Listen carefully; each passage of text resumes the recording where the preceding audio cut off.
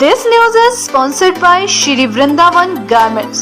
अब आपके शहर में मिलेगी केवल श्री वृंदावन गारमेंट्स में सबसे सस्ते दामों पर लेडीज कोटी, fancy ladies kurtis, palazzo suit, night suit. सस्ते दामों के लिए संपर्क करें 8219348436।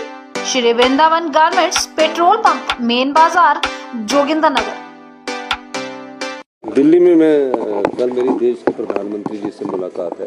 हिमाचल के संदर्भ में जो कुछ एक हमारे जो प्रोजेक्ट्स है, बिजली प्रोजेक्ट्स की रॉयल्टी की बात है, जो हमारे पिछली जयराम सरकार ने जो हमारी संपदा है उसको ध्यान में न रखकर जो समझौते किए, उस बारे में मैं माननीय प्रधानमंत्री जी से बात करूँगा। सब बातें करेंगे। धन्यवाद।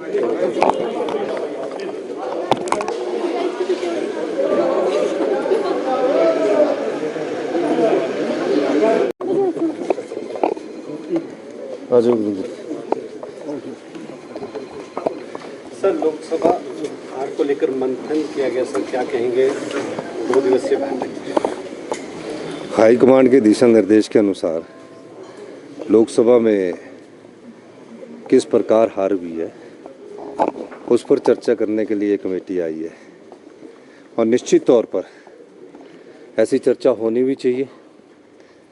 लेकिन मैं हिमाचल की जनता का धन्यवाद करना चाहता हूं कि लोकसभा के चुनावों में 14% के करीब हमारे वोट्स में बढ़ोतरी हुई है, और विधानसभा के चुनावों की अगर हम 2022 का देखें तो भी उसमें कम अंतर रहा। लेकिन जो 6 उपचुनाव जीते उसकी परिस्थिति बिल्कुल भिन्न थी। तो ऐसा लगता था कि लोकसभा के चुनाव में हमारी सरकार के जो 14 महीने का प्रदर्शन था उस पर हमारे मत प्रतिशत में बढ़ोतरी तो हुई। हाँ, अच्छे प्रत्याशी देने के बाद भी हम चारों लोकसभा की सीटें नहीं जीत पाए। निश्चित तौर पर हाईकमांड इस पर आकलन कर रही है, और जो भी बातचीत होगी वो हाईकमांड के सामने रखेंगे। विपक्ष सरकार की स्थिरता को लेकर सवाल उठाता रहा सर, किस तरह? अब जयराम ठाकुर जी के पास बोलने को कुछ नहीं रहता है, वो कुछ ना कुछ बात उठाते रहते हैं। निश्चित तौर पर उन्हें अपने आकलन करना चाहिए कि इस प्रकार की जिस प्रकार की राजनीति की षड्यंत्र उन्होंने रचा हिमाचल सरकार को गिराने के लिए, उसके लिए अगर कोई दोषी है तो जयराम ठाकुर जी दोषी है, भारतीय जनता पार्टी की सरकार दोषी है। और उनको हिमाचल की जनता से माफ़ी मांगनी चाहिए कि उन्होंने 4 महीने बर्बाद कर दिए। एक डेमोक्रेटिक गवर्नमेंट जो चुनी हुई सरकार है उसके 4 महीने इसी में बर्बाद हो गए। हम तो फिर 40 हैं, 40 थे 40 हैं, लेकिन उन्होंने क्या इसमें पाया, वो उनको आत्ममंथन करना चाहिए और प्रदेश की जनता से माफ़ी मांगनी चाहिए। सर, दिल्ली दौरा भी है सर।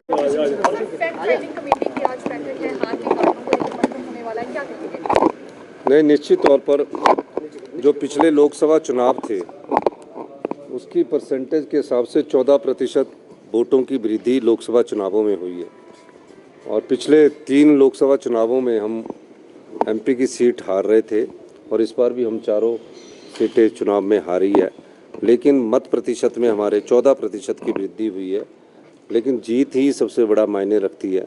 तो मेरा ये मानना है कि वो जो कमेटी आई है वो पूरे फैक्ट जानेगी। हमने अच्छे प्रत्याशी उतारे थे, मुकाबला अच्छा किया, लेकिन कुछ कारण रहे होंगे जिसके कारण हम ये सीटें नहीं जीते। सर, प्रत्याशी घोषित करने में देरी भी एक बड़ा कारण मानते हैं? नहीं, प्रत्याशी घोषित तो सिर्फ हमीरपुर को छोड़ के बाकी तो सब पहले हो गए थे, 1 महीना पहले हो गए थे। सर, दिल्ली जा रहे हैं, कोई विशेष? सर, जनता ने फिर से आपको वही मैंडेट दिया जो 2022 में दिया था, तो क्या आप कहेंगे, क्या संदेश? जब से हमें मैंडेट मिला है उस दिन से हमारी सरकार ने युद्ध स्तर पर कार्य करना शुरू कर दिया है। हमारी सरकार ने कैबिनेट बैठक की, कई पोस्टें निकाली। निश्चित तौर पर हिमाचल को आत्मनिर्भर बनने की और हम आगे बढ़ रहे हैं। और मैं कल प्रधानमंत्री जी से मिलकर जो बिजली प्रोजेक्टों में जयराम ठाकुर जी ने हमारी सरकार की जो 12% की फ्री रॉयल्टी है जिसको माफ़ कर दिया था, हिमाचल की संपदा को जो लुटाने की कोशिश पिछली सरकार ने की, हमने उस पर रोक लगाई है। मैं उस मामले में भी बात करूंगा, और भी प्रदेश के जो हमारे हित के BBMP का मामला है हमें 4300 करोड़ रुपया मिलना है, अभी तक बीबीएमबी से हमें एक पैसा नहीं मिला।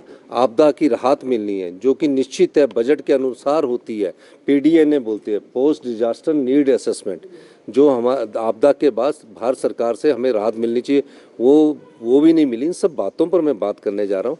हम जिस दिन से परिणाम निकला है और जिस दिन से हम 1240 में पहुँचे, हमारी सरकार, हमारे उप मुख्यमंत्री जी, हमारे पीडब्ल्यूडी मिनिस्टर जी आए दिन बैठकें कर रहे हैं। और कल मेरी और पीडब्ल्यूडी मिनिस्टर जी की नितिन गडकरी से जो उन्होंने आपदा के समय घोषणाएं की थी, उस संदर्भ में भी बात हो रही है।